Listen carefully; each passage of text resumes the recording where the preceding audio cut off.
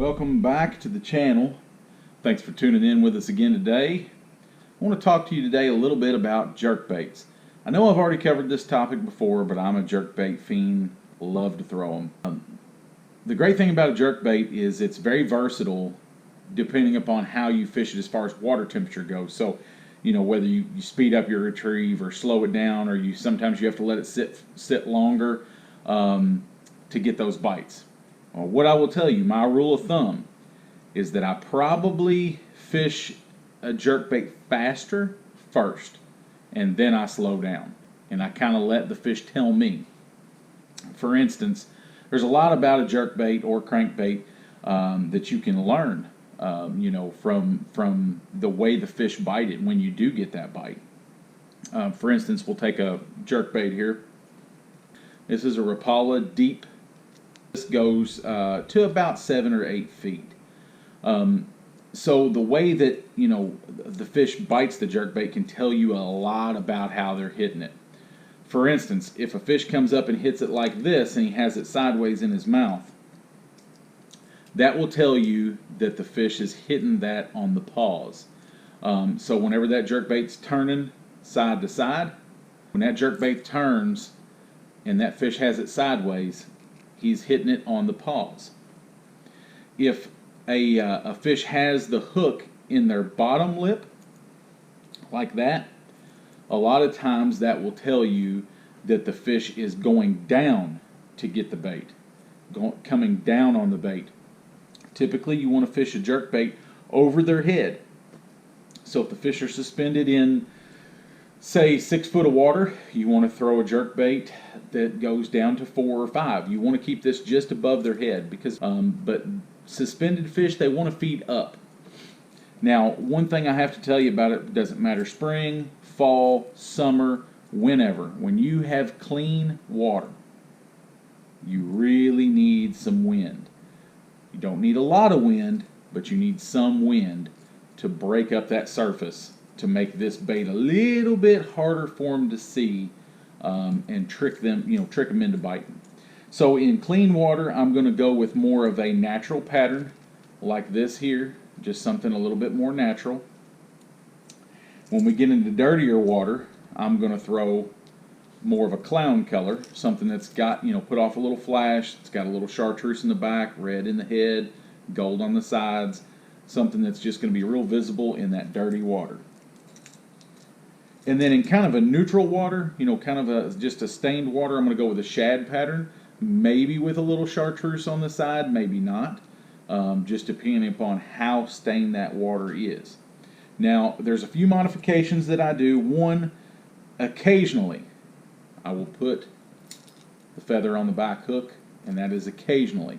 Now, if I feel like that they're short striking it a lot, I sometimes will add that feather to the back, and I just feel like that it gives those fish a little bit more to key in on.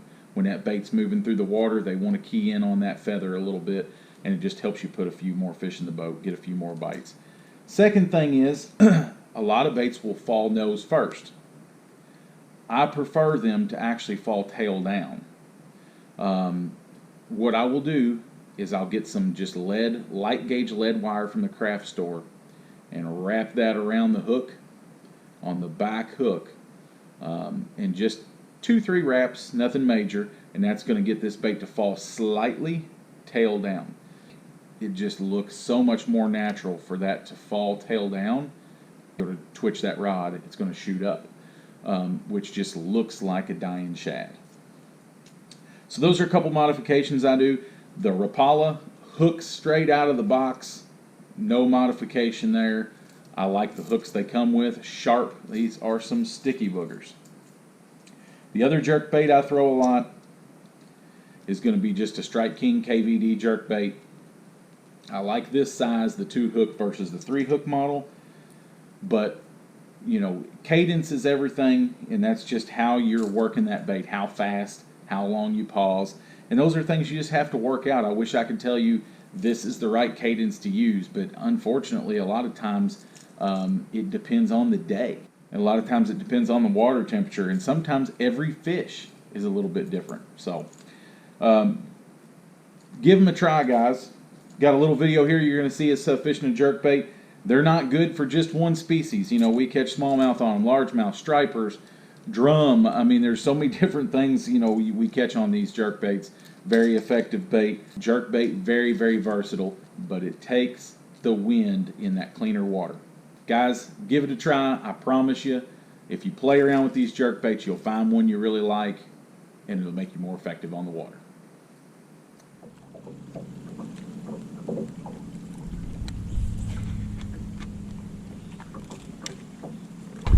This should be the freaking deal here. We got an old roadhead. There he is.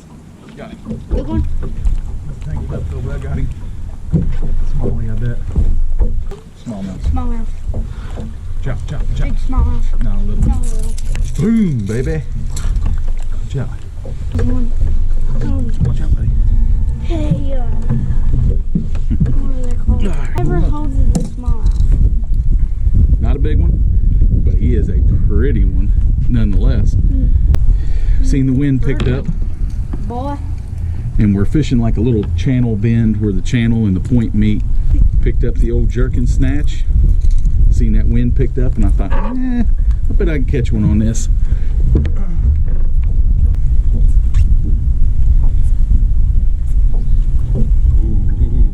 What? Whacked it. Sucker nailed it. What, another one? Yep. Maybe throwing. And it's 57 degrees monitor, and it's 12:41 on time. Got him. Big. Oh my gosh, dude. He took the rod out of my hands. Is like would be Got him.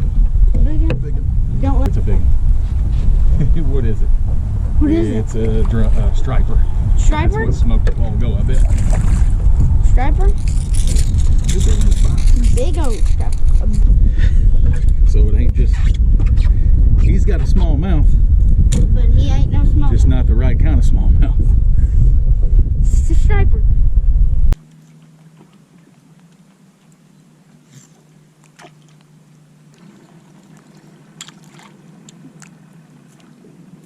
That's what I was wondering.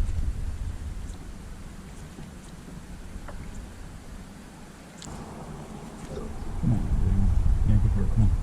Got him. Ready? Got him? Get the little one. Dang, boys, finally get the largemouth. Hey, is that a largemouth? I want to hold him.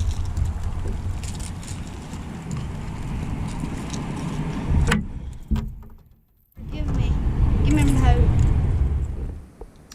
For you know, throwing a jerk bait or you know, really it doesn't matter which bait, but there's some key areas that I like to focus when I'm throwing this jerk bait. But I'm going to show you in the mapping some of the things that we're looking for here. So just to give you a rough idea, we've got the river channel coming down here, and it comes over and it hits this bank, and now it's turning back this way. So what I'm looking for are these steep contour lines right here. So that's what I'm keying on. This is the steepest of the drop.